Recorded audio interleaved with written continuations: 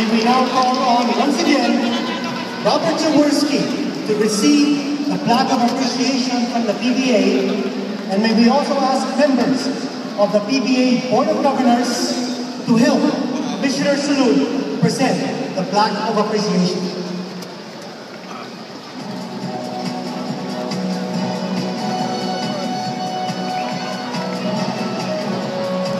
Papasahin po natin kung ano po nakalagay sa plaque of appreciation.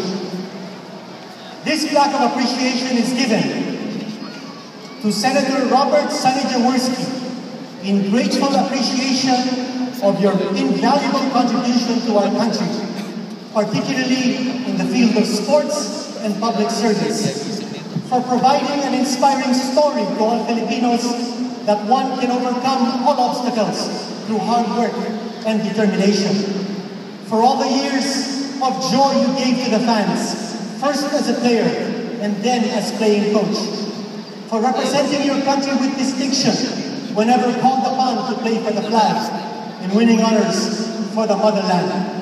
For giving our local professional league a central personality in its first quarter century of existence, continuing on today as a beacon for its prosperity. And most of all, for being the one, the only living legend of Philippine basketball.